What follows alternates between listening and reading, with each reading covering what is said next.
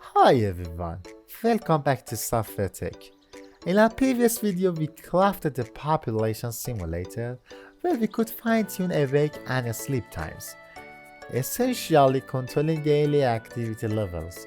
By manipulating these parameters alongside others linked to the spread of the coronavirus, we could simulate different scenarios. Today, we're taking it a step further.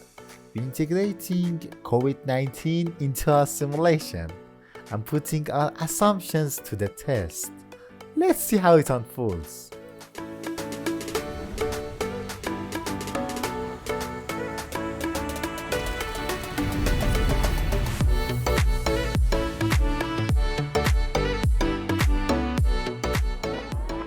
Alright, let's break down our approach. First, we'll set a variable for each human to track whether they already have the virus or not. Then, we'll create a coroutine that checks when a human is out of their home, potentially spreading the virus to others nearby. We'll introduce a parameter called range virus to determine the radius within which the virus can spread from one person to another.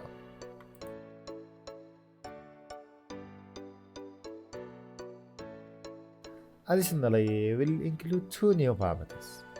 The day start to signify when the coronavirus was first introduced into our simulated world, and a method to randomly infect a person on that specific day. From that point onwards, the virus will spread gradually over time. To visualize the spread of the virus, we'll create a user interface that shows how many people have already been infected. Now, let's put our code to the test and see how it performs.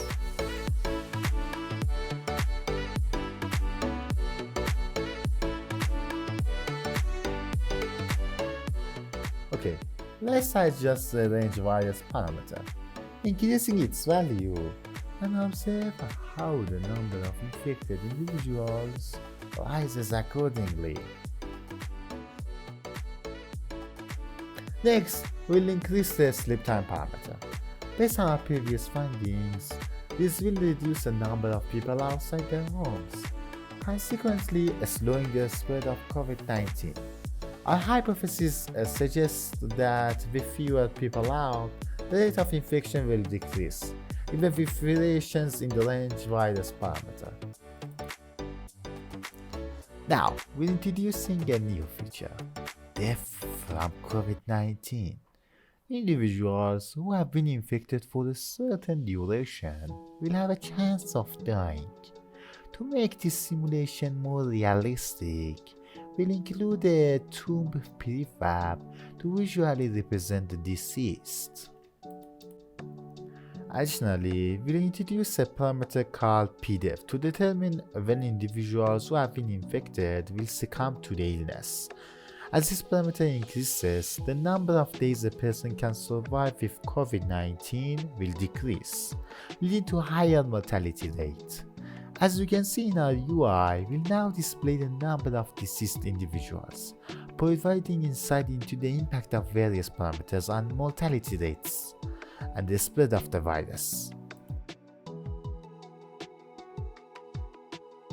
Now, let's conduct some tests with different parameters to observe their effects on the number of deaths and the rate of virus spread.